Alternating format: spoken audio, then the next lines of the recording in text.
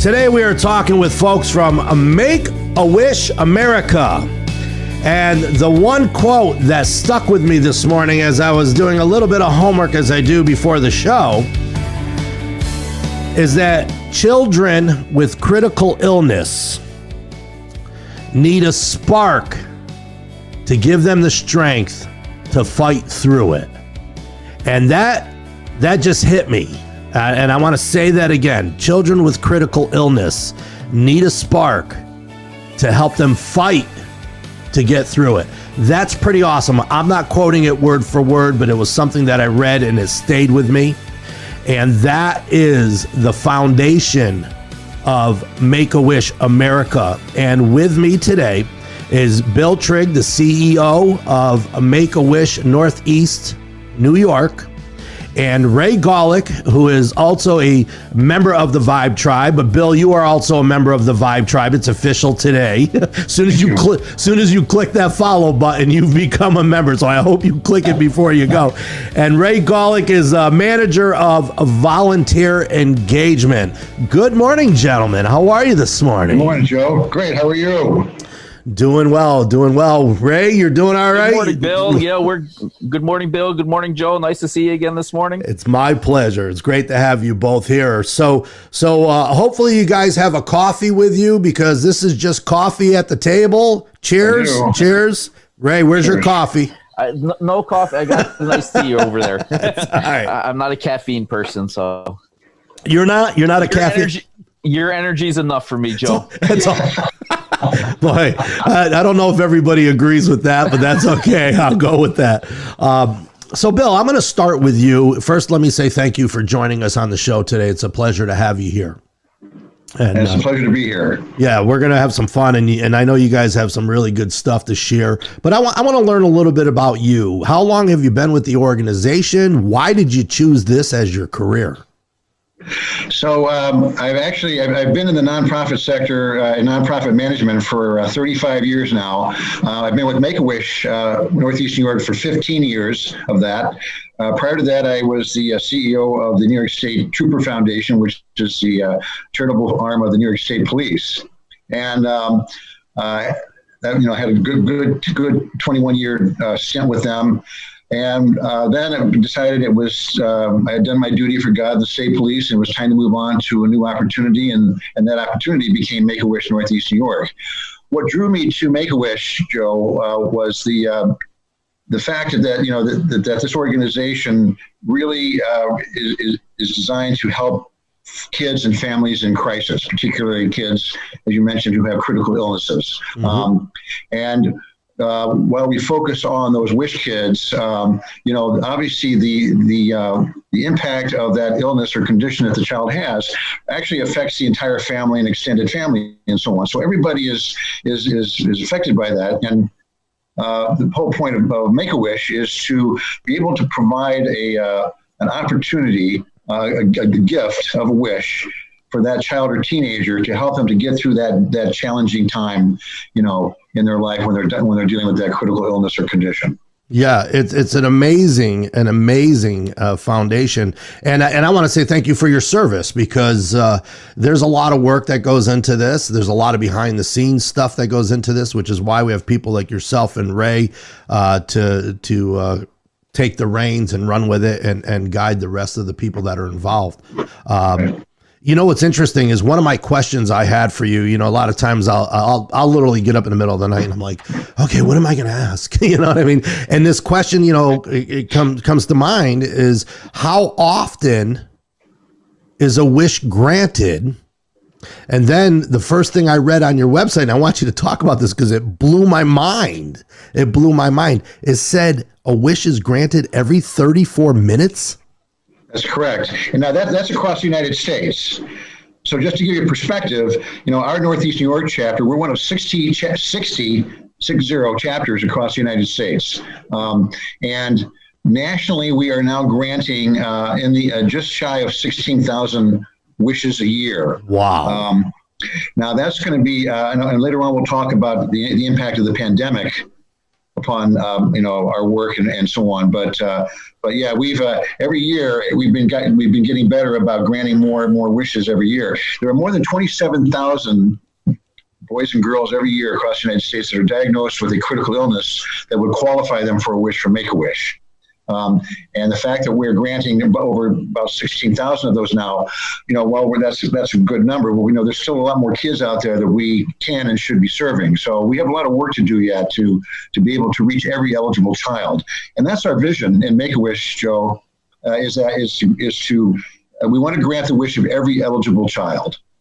So that's important to us, and that's something that the national leadership, as well as all the chapter leadership across the country, are committed to helping to achieve over time.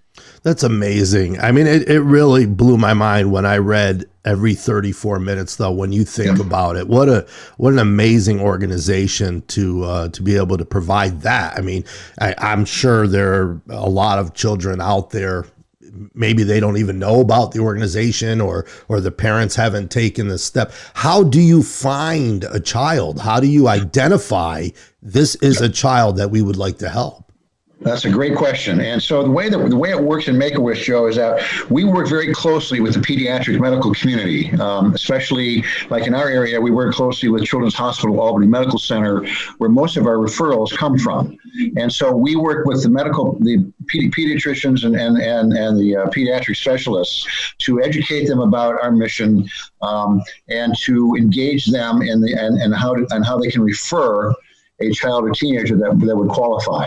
Over the course of the last 10 years, Make A Wish America, our parent down in Phoenix, has done a great job in terms of really developing the infrastructure for developing that referral process better. We've developed as an organization fact sheets on all the different kinds of qualifying conditions that would qualify a child for a wish, and then giving those to the medical professionals so that they know, okay, yeah, this would qualify, this would not qualify, so that it's almost a seamless process now as far as getting referrals from the medical community. Now, at the same time, we also we welcome referrals from the families themselves, or members of the extended family, and also even the kids themselves can refer themselves to us.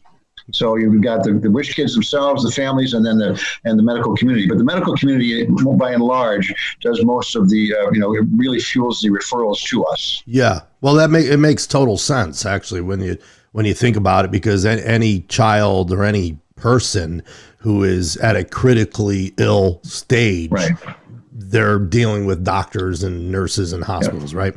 Exactly. I'm going to go back to what I read on the website of Make A Wish provides the spark to the child that's needed for strength to fight the illness, right? Their mental well-being has a lot to do with the fight. Well, it does, and so we talk, in a former iteration of our mission statement. Which, by the way, our mission statement is that together, and that means together, everybody. There's a lot of different people that come together to make a wish possible, which we'll talk about a little bit later. But together we grant life-transforming, life-changing wishes for kids with critical illnesses, and that life-changing is an important element, because in a former statement of our mission statement, we talked about, that we provide hope, strength, and joy. We still use those words. We hope for we give these kids joy for the present, hope for the future, and then the strength to get through this difficult time with whatever medical condition or illness that they're dealing with. And that hope is really important. I mean, we are, as our national board president has said, we are in the business of hope.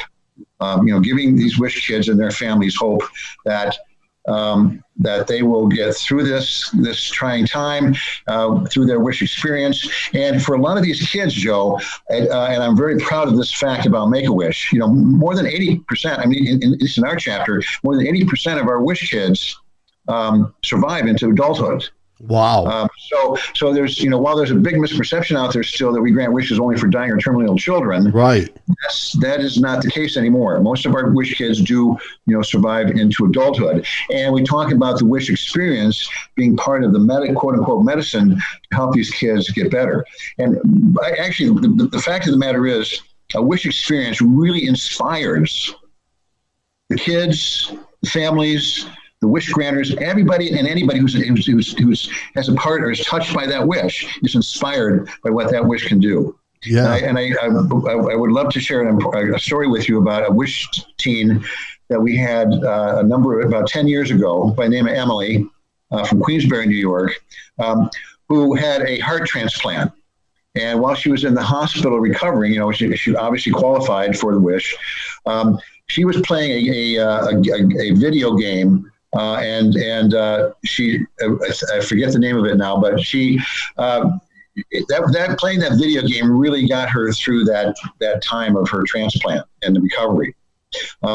So when she was approached about having a wish, she said, I would love to meet the people that created this. It was called Guild Wars was the name of the video game. And the company called ArenaNet was based out in Seattle, Washington.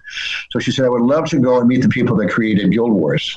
So we arranged for her and her parents to go out to Seattle. She had a great time out there meeting. They were actually developing the second edition of the Guild Wars. And they actually created a character around her wow. for this second iteration of the game. And so she got a chance to meet all the creators and learn the process of how they make the video game and so on and so forth. She was a superstar with these folks. That's amazing. So much so that after she came back, she completed high school.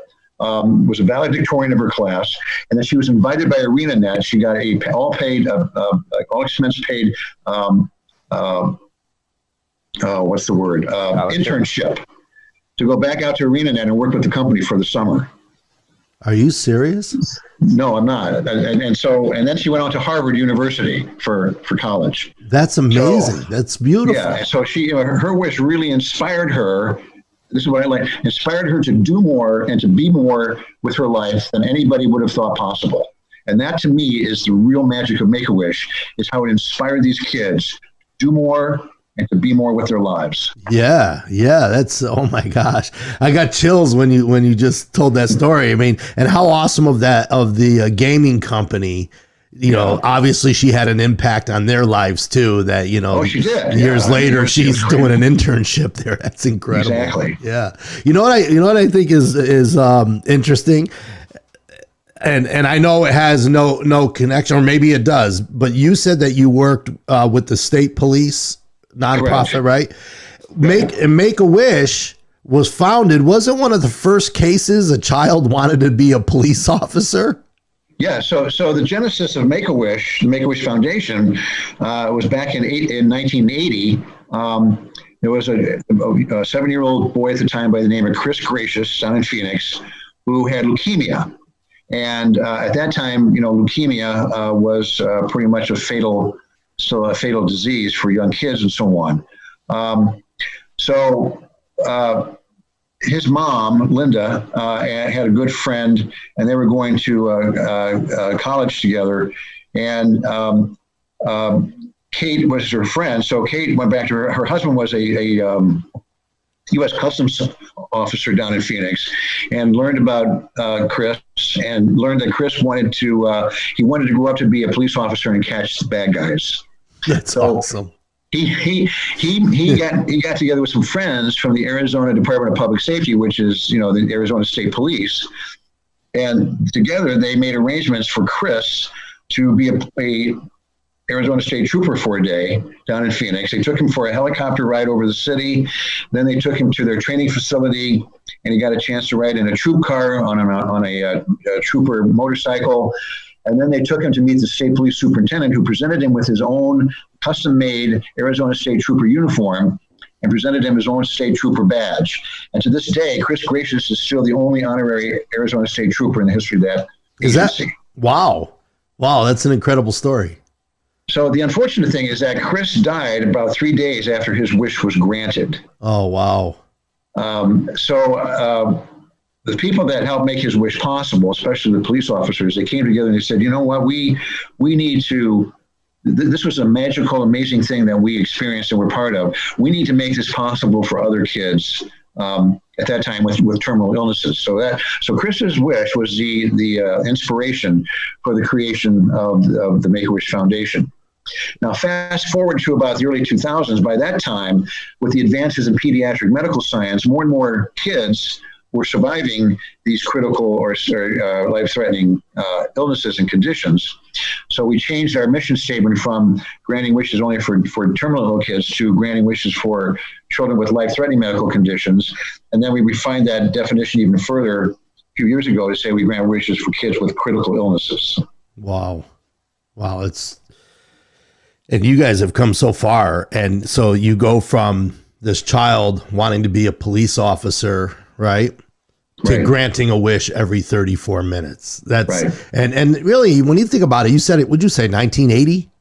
1980. 1980. Yeah. So that really isn't a long time. You guys have done a lot in that little window in the big scheme of things. That's not 1980s is. Well, in fact, I mean, actually, we're celebrating our 40th, anniversary this year, of Chris's wish that inspired the creation of Make-A-Wish. Wow. And we talk about the fact that, when you look at it over the course of those 40 years, the network of supporters and stakeholders and so on that we've developed, I mean, it really takes a lot of different people and organizations to make wishes come true. And one of the great things about Make-A-Wish, the Make-A-Wish Foundation, is our ability to be able to bring people and organizations and groups together to be able to make those wishes happen on a daily basis across the country. Yeah. I want to remind our viewers that just jumped into the room. We're talking with Bill Trigg, the CEO of Make-A-Wish America for the Northeast New York chapter, and Ray Gawlak, who is the manager of volunteer engagement. Now, Ray, you sent me a video, and I'm so anxious to play this video because it's such an amazing story of a child. And the first one I'm going to play is of the princess, because it's adorable. I mean, it's amazing to me. Is this somebody that was local? I didn't get a chance to really dissect the video, but why don't you tell me a little bit about this video? So Princess Trinity was actually a wish from, help me again, Bill, where she was from. Was it? It was Wisconsin. Wisconsin. Okay. And they reached out to us, and they found a castle in the Bolton Landing area, and they reached out to our chapter to see if we could help make her wish come true. We call it a wish assist. So all the chapters work together to make the wishes come true and for the best possible experience. Like, they might come to us to see snow. We might send them to Florida to see Disney, but all the chapters work together to grant the wishes to the best possible experience, so they have the best possible wish experience. And what's really cool about Trinity's wish is it shows the community coming together. Between all the catering, between the Renaissance Festival, between so many different pieces coming together and work together and develop this magical experience for the wish child and their family. So it really is unforgettable.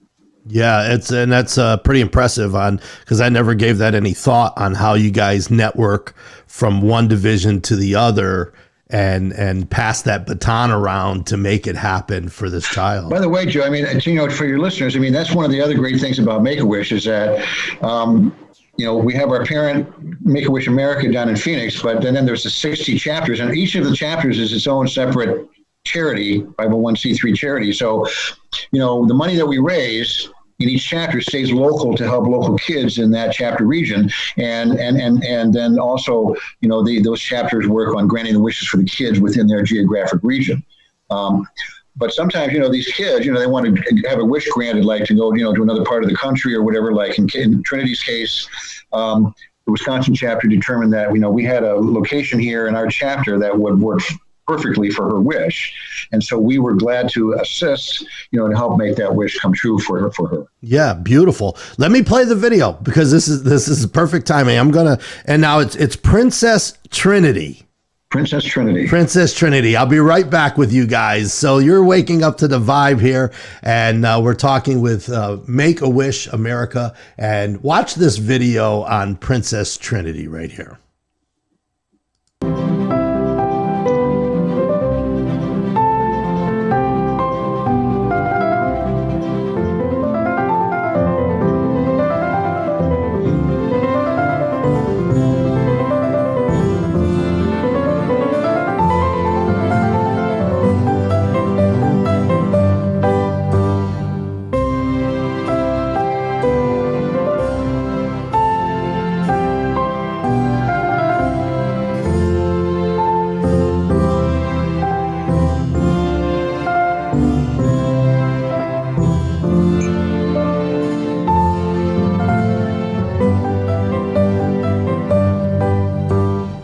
Before I knew it, she had come out of her room, her coloring book was done, and she said, I want to meet a queen. I have cystic fibrosis.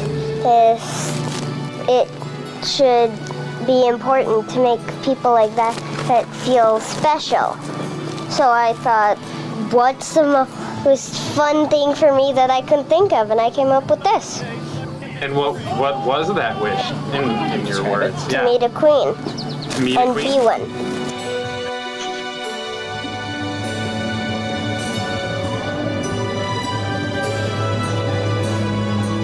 By royal decree, their honourable majesties, Queen Elizabeth and King Richard, do hereby extend their welcome to the most regal Princess Trinity. And so therefore invite them to the most royal banquet at their residence, being Island Castle.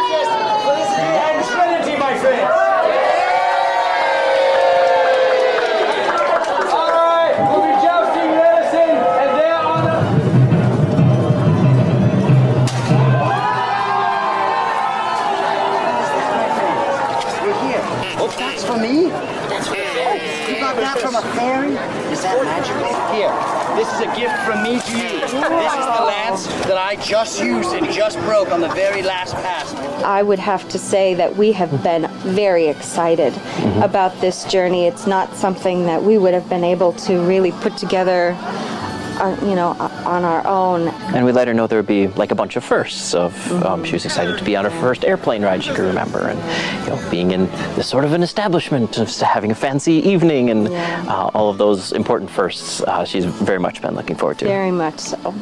Watching them come down the stairs just now, that was pretty special for me.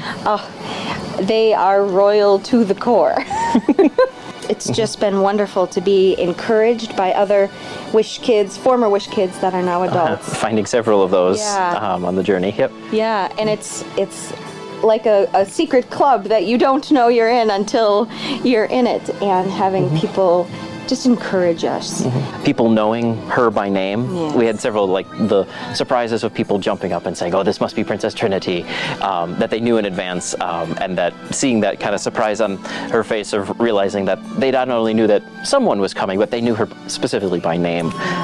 We have the experience of, like even the pirate troop jumped up and immediately recognized her and traveled with her for a ways, which was a special thing. To have an encouragement like this that we can take with us, that we're not alone, that there are other people out there who are rooting for us, that care about us and our story, is really helpful.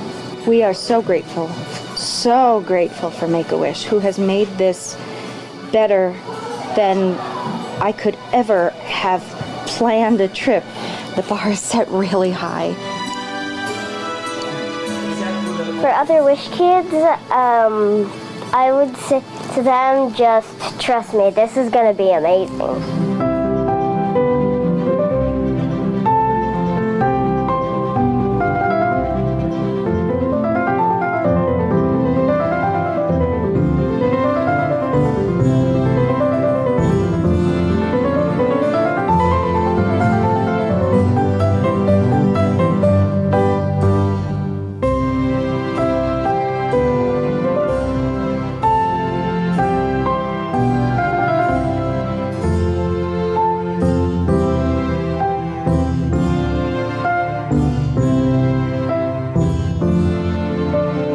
waking up to the vibe.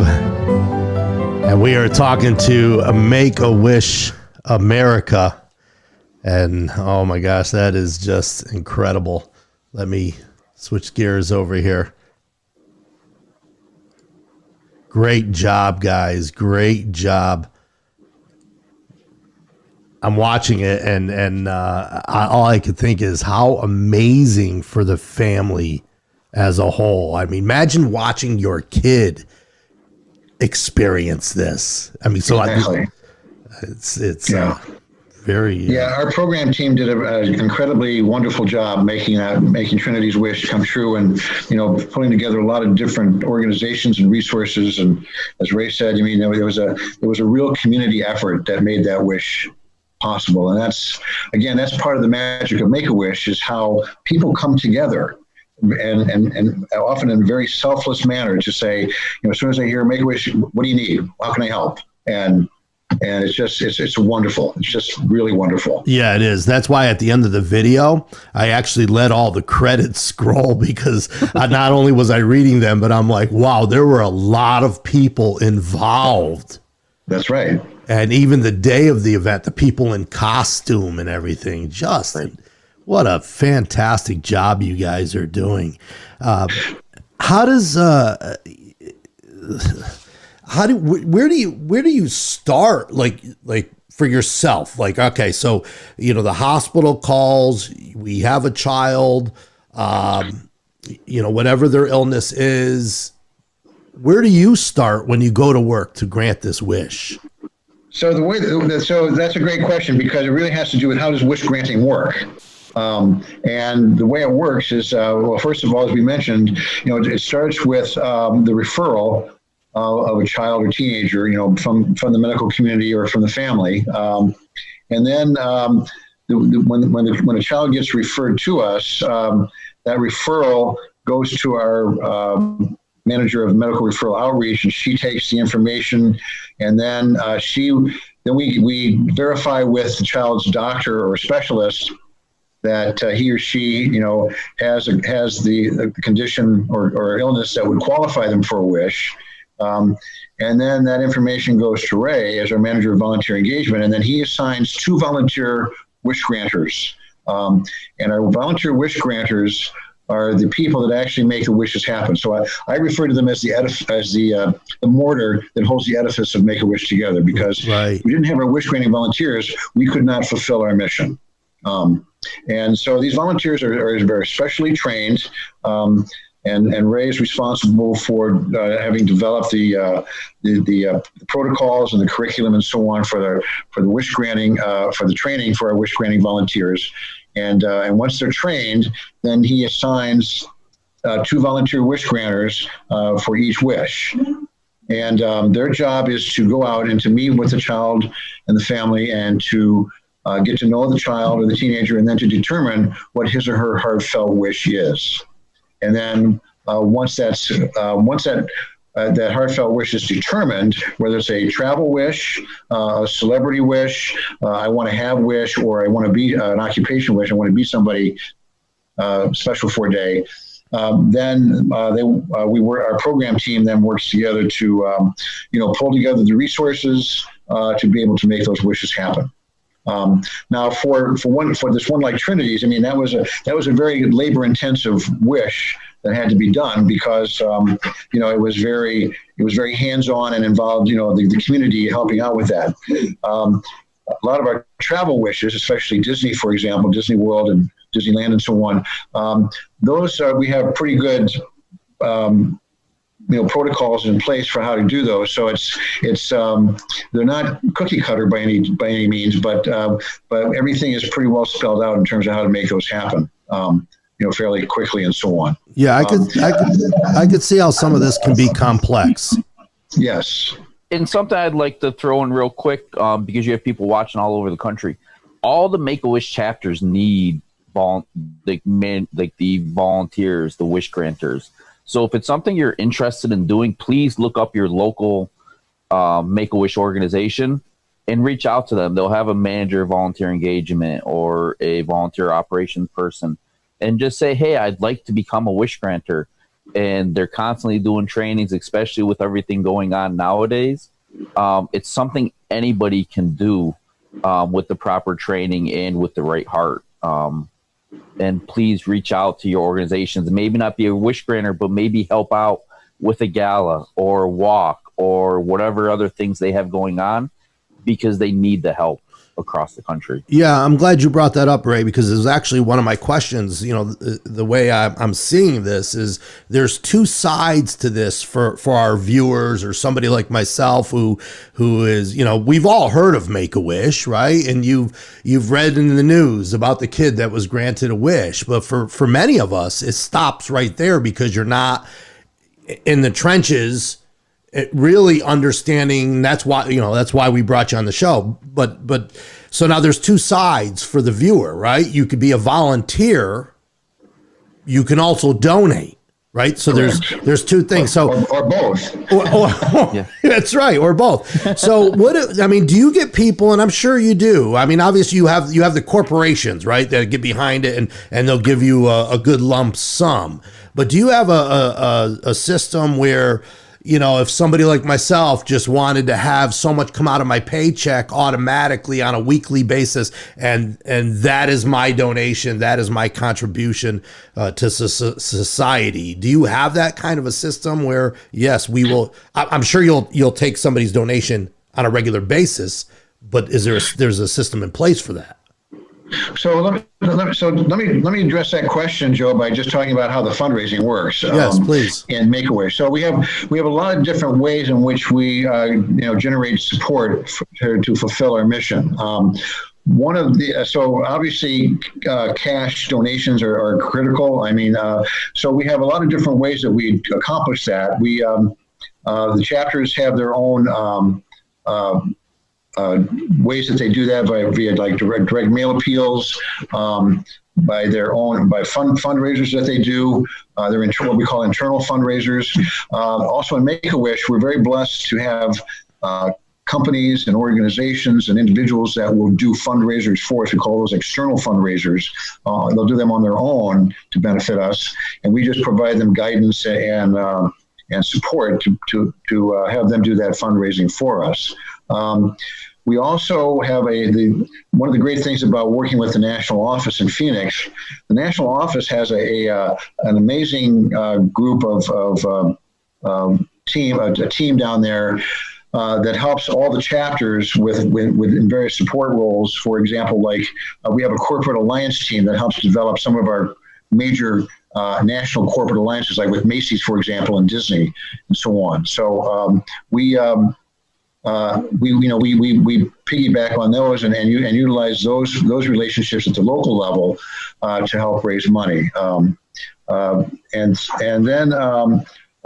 the local level, we also have our own ways of developing corporate partnerships. And then also we have the national office that does a national direct mail appeal.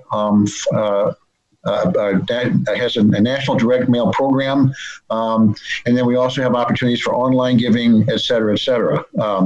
So there are a lot of different ways that people can support us. Also, by the way, especially with companies, the great thing about Make a Wish is that a lot of our wishes, we have the opportunity to be able to get in-kind support, especially for our I Want to Have wishes, where companies can donate goods and services, to help make the wishes possible. And like in our Northeast New York chapter, that in-kind support hovers between $400,000 and $500,000 a year. So that's significant. Wow. To be able to get that kind of support to be able to make wishes happen. So we work closely with the national office to coordinate a lot of those fundraising efforts. Now, we mentioned about payroll deduction programs. Those kind of things are typically done on the local level. I mean, depending on what the companies are. We have a company here locally in our chapter that has provided the opportunity for payroll deductions to Make a Wish to their employees, and we're looking to develop that with other companies as well. That's done on a local level as opposed to a national level. Understood. Yeah, no, but you explained it very well, and I guess that's really what I was getting at is what are the different systems for people to contribute financially. And that's, I mean, great segue to you, Ray, to talk about this event that's on July 11th. Why don't you tell our listeners and our viewers exactly because that's a fundraiser. That's your chapter raising money for your region, correct? So why don't you tell us about this event that's taking place on July 11th? It started 3 years ago. It actually started with the conversation with you, Joe. I don't know if you remember this, that you said with the benefit band, we want to do something local. We're always doing things in Albany, Schenectady. Oh, right, but we want to do something for a local child or a local family. And it's something I've worked with you quite a bit in the past with Bikes for Kids and different things. So that's where Wish Fest came about. Let's have a concert for a wish in our area. Okay, I didn't realize that was the beginning. That was the beginning. I'm feeling pretty good right now, Ray. It was like, I want to do something local. Let's do something local. Yes. And I said, what about Make A Wish? Yeah. So we worked with Jocelyn and Chris Arndt, and they came to the city of Amsterdam, and we did it right down on the south side. And last year we did it again. We were able to raise $15,000 for a local child to get their wish. All from that event? All from that event. So we had bands come in, and this year we're doing it again. And it was supposed to be a live event, but thanks to you, we're able to do a virtual. With the pandemic coming on, unfortunately, we had to cancel the live event in person. But thanks to Joe and Wake Up to the Vibe, we were able to do it virtually. And we have some great acts this year. We have Flame. We have, who was on your show last week. We have Jocelyn and Chris, national AAA recording star. We have the Rock Junkies, which is a local band doing a ton of events in the area. And we also have Madison Vandenberg from American Idol. So with Joe's help, we're going to be on Wake Up to the Vibe and our Wish Fest page on July 11th, raising money for local wishes and to make those dreams and those wishes come true for that children and that family. Because wishes are local and the kids are local, and it's going to be an event that we're going to highlight some wishes. We're going to highlight some kids. We're going to highlight community members. We're going to have amazing music, and hopefully we hit our goal of raising another $15,000 so we can grant that wish for another local child. And wishes are waiting, and that's something I'm sure Bill will talk about as we go forward. But with Wish Fest, it really is about bringing the community together and having fun and highlighting the good in the world, just like Wake Up to the Vibe does. So when I reached out to you, when we found out it was canceled, you jumped on right away. Let's say, hey, let's make this happen. We can do this. And thanks to you, this is still going to happen. Well, so I want to back up a little bit. And thank you for that. I mean, it's my honor. I mean, it's a privilege to be able, to help you guys. And what's funny, Ray, is I said yes because Bill, Ray's one of these guys. Like, you have a conversation with him, and next thing you know, you're walking away with all these tasks, right? I'm like, what did I just sign up for? But I'm happy to do it. And we'll go back to a few years ago. I didn't realize that was the beginning. And if I remember correctly, I wasn't even able to do the event, which was unfortunate. I got all excited. I'm like, yeah, let's do a concert. And then we weren't available. And I'm like, oh man, I can't even be a part of it. Now I'm really bummed out about it because I didn't know you raised that much money. That is awesome. So the last 2 years, this is our third year. So far with what this year's has raised, we've raised over $30,000 for Make a Wish. That's incredible. That's incredible. So for our viewers, because I haven't really put the announcement out there, this is kind of like the first that we're really talking about it. You and I worked last week on getting the stream working through the Make a Wish page, and there's all these moving parts. You have to make sure that everything's good. Yes, I can MC this. We could pull it off. Let's go.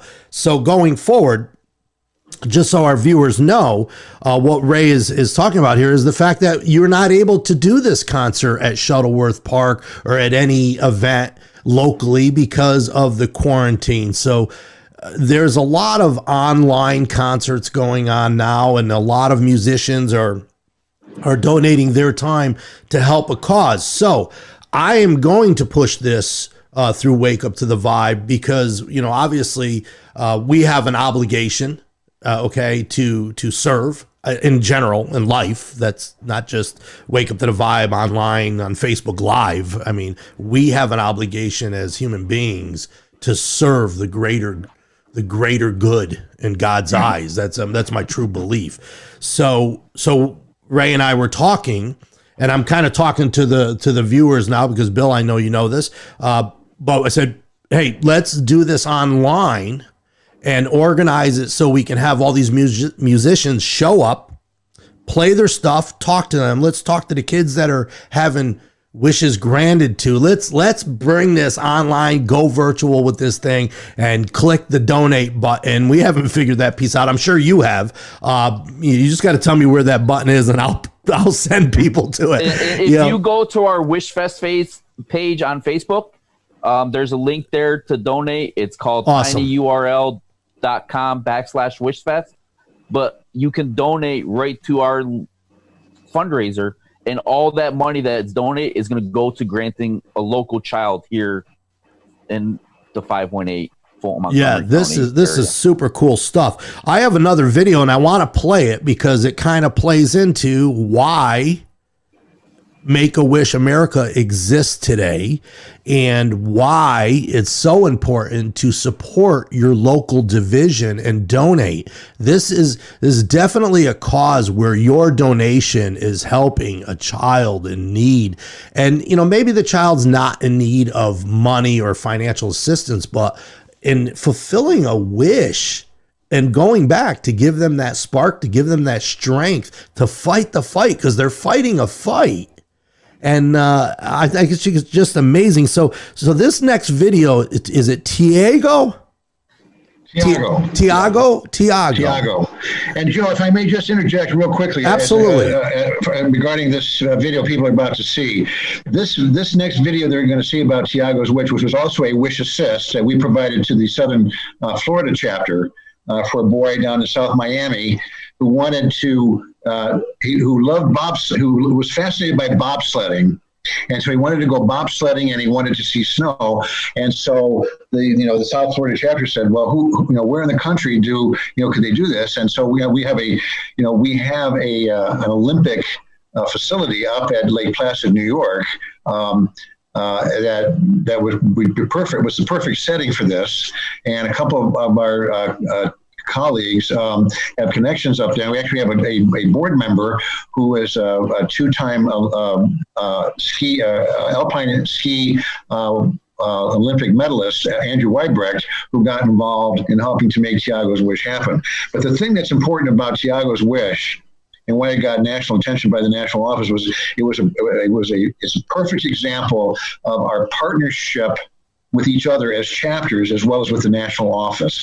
We could not have done his wish without support from the national office and without support, from the work between our chapter and the Southern Florida chapter. So it's a great illustration about how we are, while we have these 60 different chapters, we're all focused on one thing, and that is to grant the wish of every eligible child. And if we can help grant a wish for a child from another part of the country, here in our chapter, well, we are committed to making that happen. And we did that with Tiago's wish and with Trinity's. And so it just goes back to the beauty of what Make-A-Wish is all about. Yeah, beautiful. Let me play the video. That was a great setup. So I can't say anything else over and above that. That was excellent. So this is Tiago from Miami wanting to go and see snow and experience what winter has to offer. And so we sent him up to Lake Placid, which is amazing. So you're listening to Wake Up to the Vibe.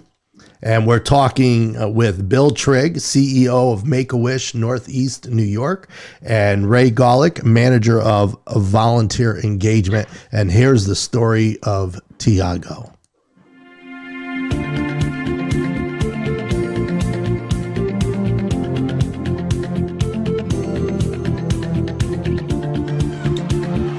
He was watching the Winter Olympics as he recovered and fell in love with the Winter Olympics, bobsledding in particular, snowboarding as well. He really enjoyed all of that. Helped him, in his recovery process. He always saw bobsledding and says, "I want to ride one of those one day," They told us that there was a young boy, 8 years old, Tiago Cassano, who very much wanted to ride in a bobsled. And of course, there's no place in the world better to do it than in Lake Placid.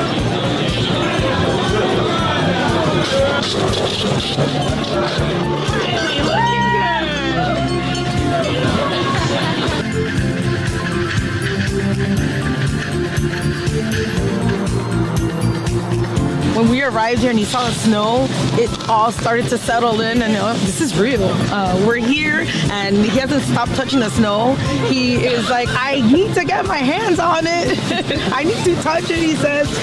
Even outside the airport, Mark from Make A Wish taught him how to make his first snowball with the snow right outside the airport, and he proceeded to hit him 20 times with it.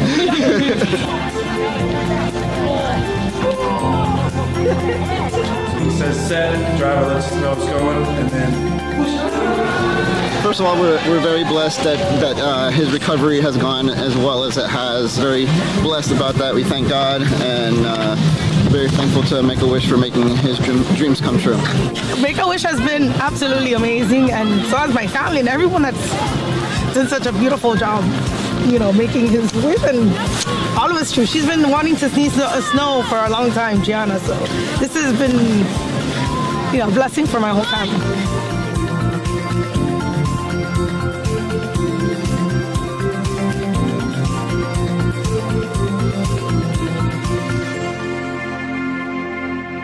Make a Wish America.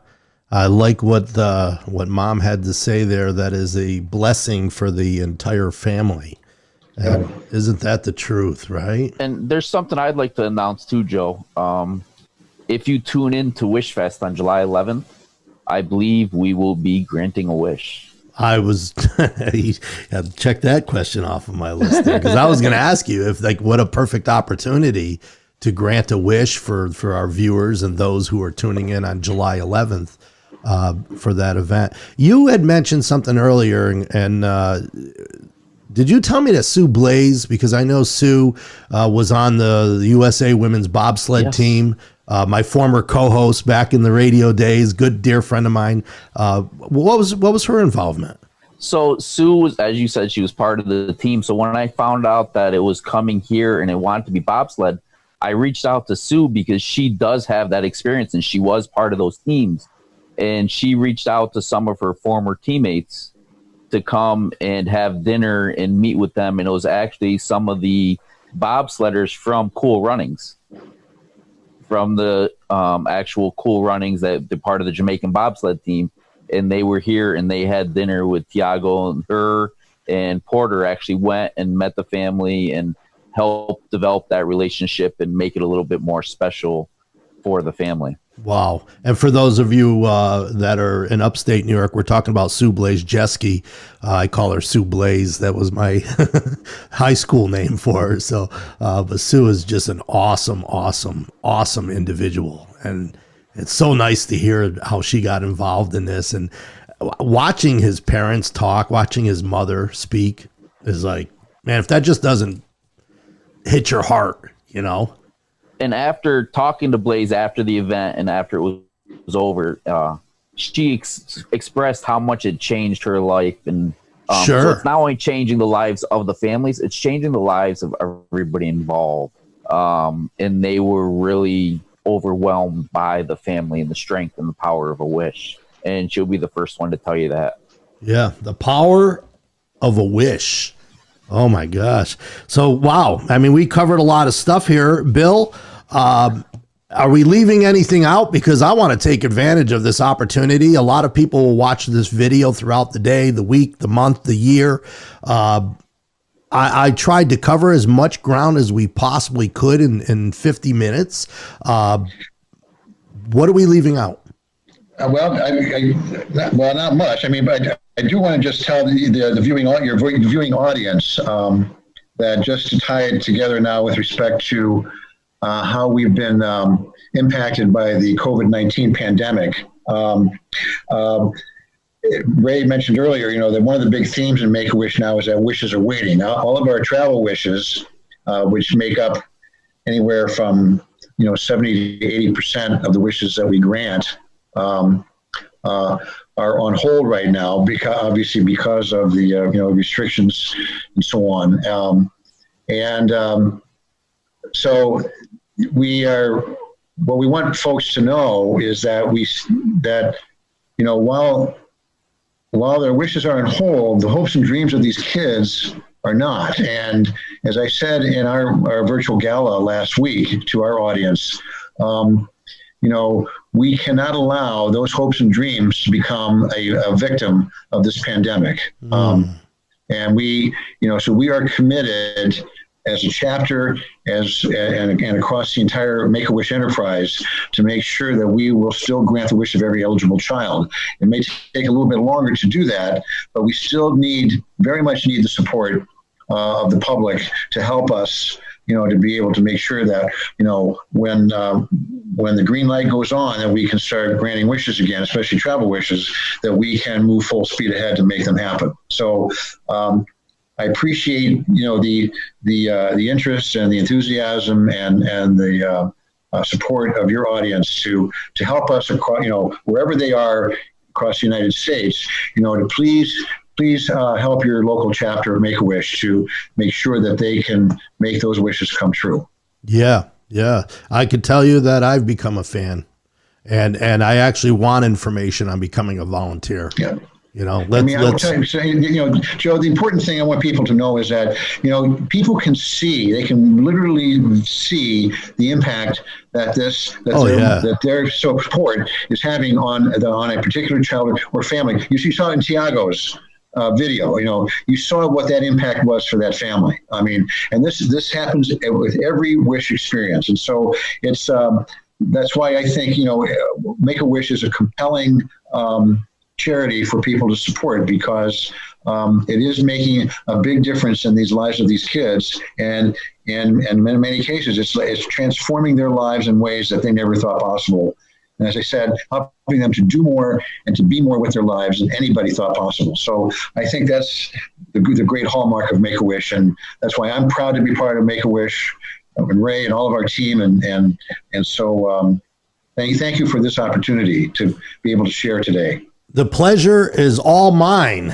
I'm telling you, you guys are fantastic. Ray, thank you very much for putting this together. I'll give the credit to you for staying on me and making sure that it happened. And Bill, I want to thank you so much for joining us. If there's anything we can do for you guys going forward, we're looking forward to joining you on July 11th for the Make-A-Wish Fest. And that's from 6 to 9. 6 to 9. We'll make sure they know about it, Ray. Don't you worry about that. Hey, wishing you guys a great day. Thank you so much for joining me here on Wake Up to the Vibe. Hey, thanks, Joe. Bye, guys. Bye, Vibe Tribe. All right. We're gonna. There you have it, ladies and gentlemen. Make-A-Wish America. That was CEO of the Northeast New York chapter, Bill Trigg, along with Ray Gawlak, who is the manager of volunteer engagement upstate New York.